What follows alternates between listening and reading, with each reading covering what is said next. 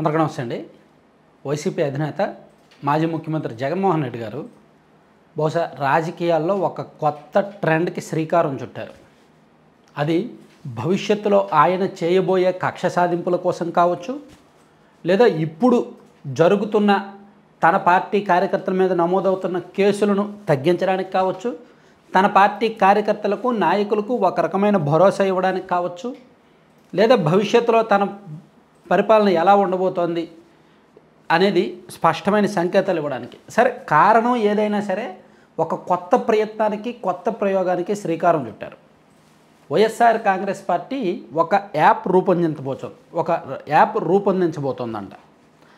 దాని ఉద్దేశం ఏంటంటే, ఆ యాప్ చాలా స్పష్టంగా ఆయన ఈరోజు పిఏసీ మీటింగ్లో చెప్పారు.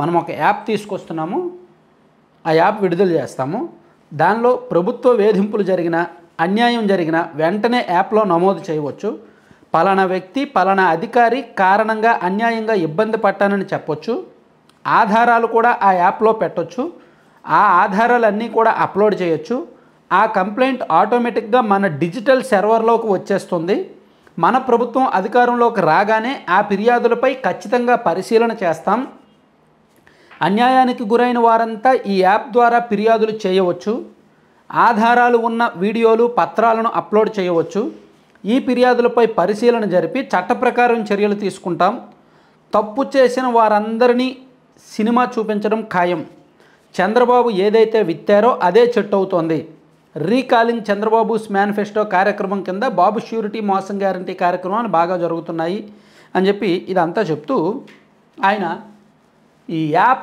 ఏదైతే ఉందో దాన్ని పరిచయం చేయడం, దాని ఇంటెన్షన్ చాలా క్లియర్గా ఈరోజు తన పార్టీ పిఏసీ మెంబర్స్కి ఆయన చెప్పారనమాట. నాకు తెలిసినంతవరకు ఈ ప్రయత్నం ఇప్పటివరకు ఏ రాజకీయ పార్టీ కూడా చేయలేదు. దీనివల్ల వాళ్ళ క్యాడర్లో ఒక కాన్ఫిడెన్స్ వస్తుంది. అంటే చూడండి, ఇప్పుడు లోకేష్ గారు రెడ్ బుక్ మెయింటైన్ చేశారు. దాని ఉద్దేశం ఏంటి? వైసీపీ అధికారంలో ఉన్నప్పుడు ఏ అధికారి, ఏ రాజకీయ నాయకుడు చట్టానికి అతిక్రమించి తెలుగుదేశం పార్టీ వాళ్ళని వేధించారు, తనను టార్గెట్ చేశారు, తన పార్టీని టార్గెట్ చేశారు, తన కుటుంబాన్ని టార్గెట్ చేశారని ఆయన నోట్ చేసుకొని అధికారంలోకి వచ్చాక వాళ్ళ మీద చట్ట ప్రకారం వెళ్తున్నారు. ప్యూర్లీ జగన్మోహన్ రెడ్డి గారు నేను గుడ్ బుక్ తీసుకొస్తాను, కార్యకర్తలు ఎవరైతే కష్టపడ్డారో వాళ్ళ పేర్లు రాస్తానని చెప్పారు. కానీ ఇప్పుడు యాప్ తీసుకురావడం నిజంగా వైసీపీ సగటు కార్యకర్తకైతే ధైర్యం ఈ యాప్ అనేది.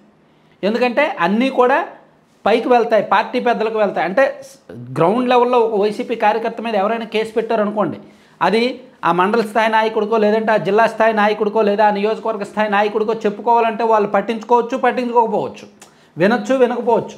అలా కాకుండా ఈ యాప్లో అప్లోడ్ చేసేస్తే దానికి ఒక అకౌంటబిలిటీ ఉంటుంది. ఫ్యూచర్లో వాళ్ళ పార్టీ అధికారంలోకి వస్తే ఆ యాప్లో తను అప్లోడ్ చేసింది ఫ్యూచర్లో ఎప్పుడైనా చూపించవచ్చు, గుర్తు చేయొచ్చు. పైగా ఏం చెప్తున్నారు జగన్మోహన్ రెడ్డి గారు? డిజిటల్ సర్వర్ ఒకటి ఉంటుంది, ఇదంతా కూడా మేము రికార్డు మెయింటైన్ చేస్తాము, అధికారంలోకి వచ్చిన తర్వాత దీన్ని గుర్తు చేస్తూ వాళ్ళ మీద చట్ట ప్రకారం చర్యలు తీసుకుంటామని కూడా చెప్తున్నారు. అంటే నాకు తెలిసినంతవరకు ఈ ప్రయత్నం వాళ్ళ పార్టీ వరకు ఒక రకమైన భరోసా, ఒక రకమైన నమ్మకాన్ని క్రియేట్ చేస్తుంది. పోలీసుల్లో భయం తీసుకొస్తుందా, లేదా టీడీపీ వాళ్ళలో ఏమైనా వెనకడుగు వేసేలా చేస్తుందా అంటే చెప్పలేం. ఎందుకంటే ఇవన్నీ రొటీన్ డైలాగులు, ఇవన్నీ మనం ఆలోచించాల్సిన పని లేదు. కానీ వాళ్ళ పార్టీలో వైసీపీ పరంగా చూసుకుంటే మాత్రం ఇది ఒక నమ్మకాన్ని క్రియేట్ చేస్తుంది అనమాట. ప్లస్ రాజకీయాల్లో ఇప్పటి వరకు వేరే పార్టీలు ఏవి ఇటువంటి ప్రయత్నం కూడా చేయలేదు.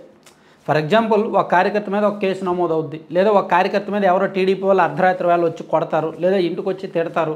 అవన్నీ సాక్షి పత్రికలోనో, సాక్షి ఛానల్లోనో, లేదా టీవీ9, ఎన్టీవీలోనో వేస్తున్నారు.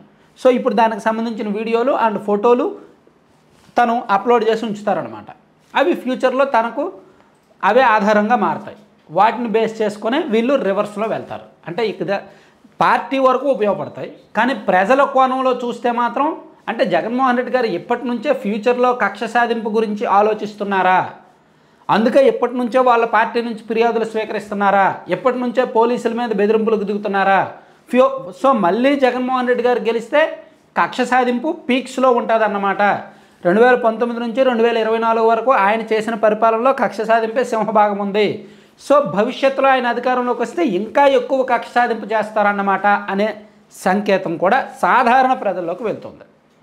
సో ఇక్కడ మనం ప్రజలు, పార్టీలు ఇదంతా వేరువేరుగా చూసుకుంటే ప్రజలు దీన్ని యాక్సెప్ట్ చేయరు, ప్రత్యర్థి పార్టీలు దీన్ని యాక్సెప్ట్ చేయరు, అధికారులు, పోలీసులు, సిస్టమ్ దీన్ని పెద్దగా అంగీకరించరు.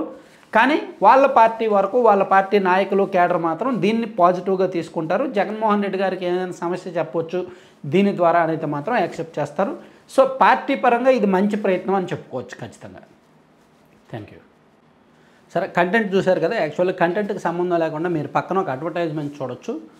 లడ్డూపల్లెం.com అని, ఇది ప్యూర్లీ న్యాచురల్ ఇంగ్రీడియంట్స్తో ఆర్గానిక్ వేలో రైతులు, ఫార్మర్ ప్రొటెక్షన్ గ్రూప్ ఉంటుంది కదా, FPOs ఉంటాయి కదా, వాళ్ళ దగ్గర నుంచి ఇంగ్రీడియంట్స్ తీసుకొని ఒక గ్రూప్ ఆఫ్ లేడీస్, ఒక ఉమెన్, ఒక 20 మంది కలిసి పనిచేస్తున్న ప్రోడక్ట్స్ అనమాట ఇవి. దాదాపు 20 రకాల లడ్డూలు ప్లస్ ఒక 10 రకాల హాట్ స్నాక్స్ అండ్ ఒక 3 రకాల ప్రోటీన్ పౌడర్లు, ఇవన్నీ కూడా హెల్దీ ఫుడ్సే. సో వీలైతే లడ్డూపల్లెం.com అనే వెబ్సైట్ విజిట్ చేయండి అండ్ 9997839994 అనే నెంబర్కి కాంటాక్ట్ చేసి మీకు నచ్చినవి ఆర్డర్ చేసుకోండి. నచ్చితే మళ్ళీ రిపీట్గా ఆర్డర్ చేయండి. నచ్చకపోతే ఎందుకు నచ్చలేదనేది వాళ్ళకి మెసేజ్ పెట్టి చెప్పండి. Thank you.